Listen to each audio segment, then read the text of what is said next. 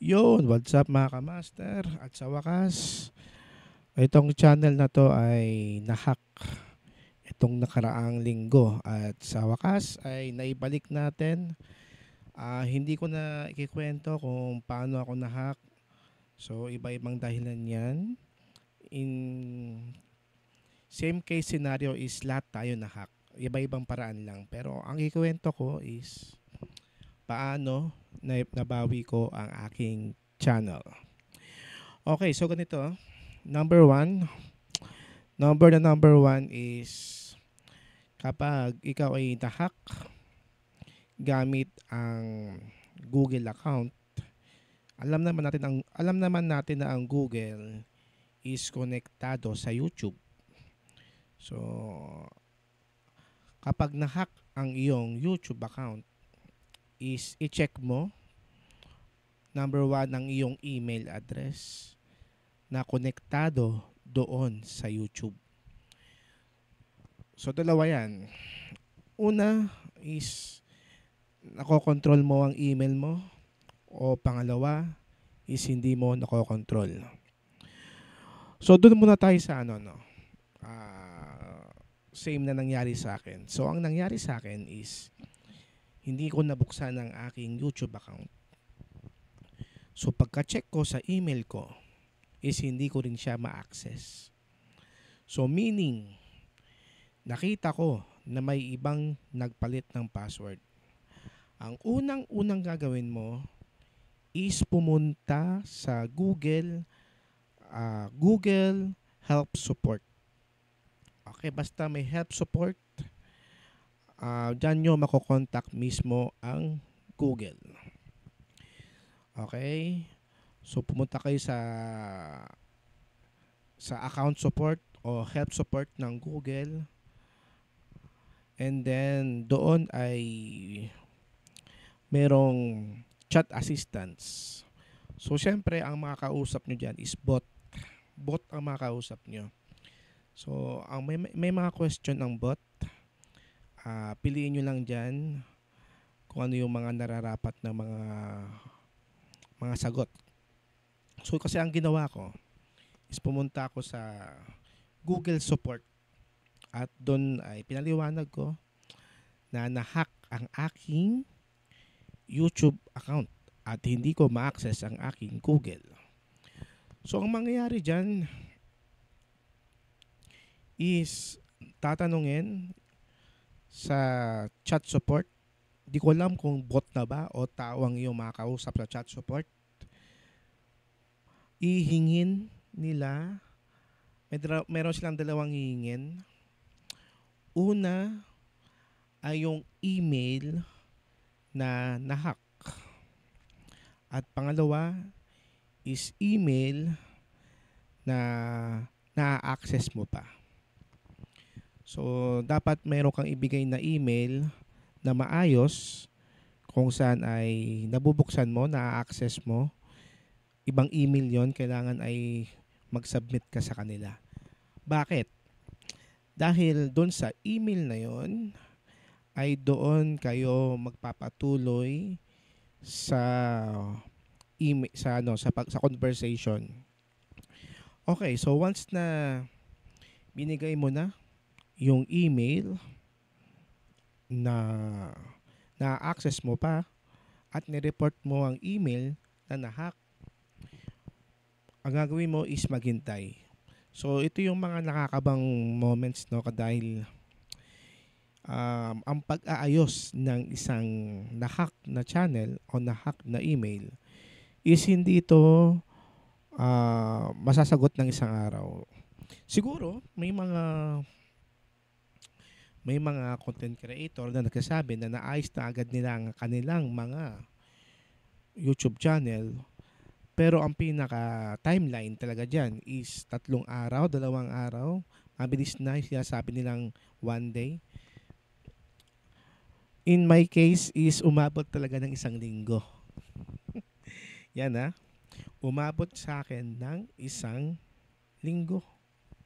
Bakit? Dahil iba-iba ang case scenario kung paano tayo na-hack . kaliwat kanan ang naging conversation namin ni Google doon sa email na sinend ko sa kanya na kung saan ay na-access ko pa. So yun, ang unang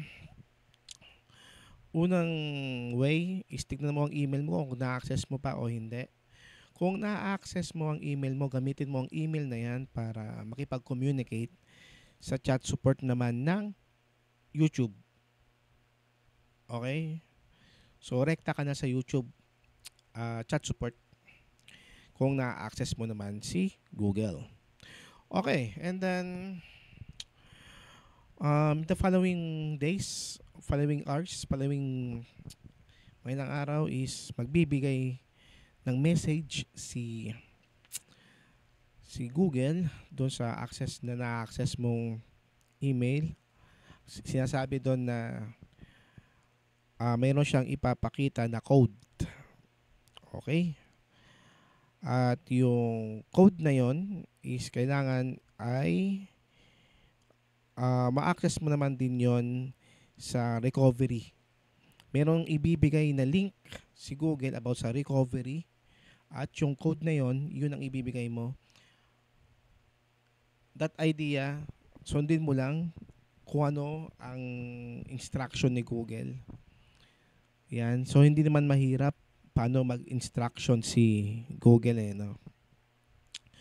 And then, once na nabigay mo na ang code, is, ayun na, na-access mo na ang Google mo. And then, ang susunod mong gawin is ma-access mo naman si YouTube. Ito no, lately ko lang ito nalaman. Ang pinakamabilis na paraan para mag-respond sila through chat at rekta agad sa technical support, kumbaga hindi na bot ang iyong kausap kundi totoong tao na, is kailangan may kakilala ka na may YouTube partnership program. So, ibig sabihin meron na silang monetized channel. Kung meron ka ring monetized na channel, isang channel na monetized na iba, yun ang gagamitin mo. Pero kung wala, is kailangan maghanap ka ng tao na monetize ang kanilang channel dahil pag nagpindot doon ng help support, agad-agad magre-response agad ang mga technical support team. Doon ibibigay mo ang email address na hack at pangalan ng address at yung ID, ito number 1 no, yung ID channel nung YouTube account mo.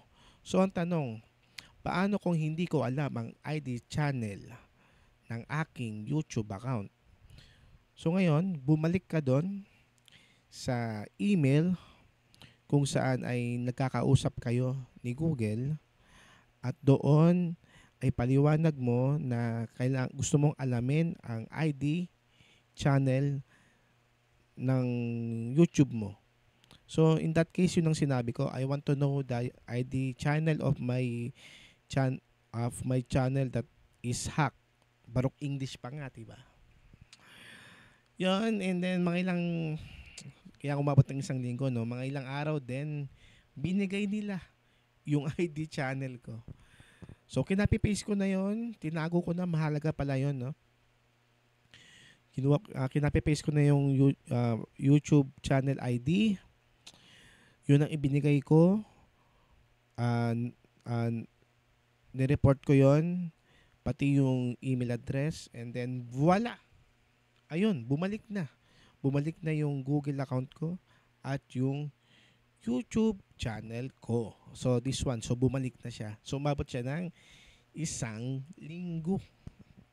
Yan. So ayan na, number 1 is ang makakatulong sa'yo dito is yung chat support ng Google or yung chat support, help support ng YouTube or Google.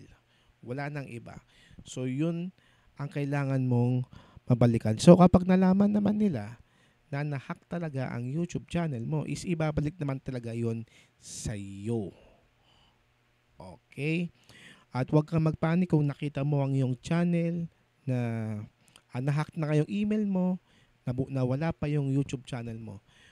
Well, it's a good thing dahil Sinadya yun ng Google na burahin para hindi maka-access si hacker sa iyong YouTube account. Ayun. Siguro marami ka nang na-research na paano ma-access ang YouTube account at yung YouTube or yung Google account dahil na-hack nga, no? Dahil yung mga hacker na yan is gagawin ng lahat parang ma-hack dahil alam naman nila na yung mga email na to na under ng monetized na channel is talagang papasukin nila, pupuntahin nila. So yun na muna ang ating um, um, ang aking ang aking episode ngayon. At abangan nyo pa, dahil bumalik na ang aking channel, abangan nyo pa ang mga susunod pang mga videos. At excited ako dahil marami pang mga documentary na gagawin. So by the way, ako si Bart Portea. See you again. Bye-bye!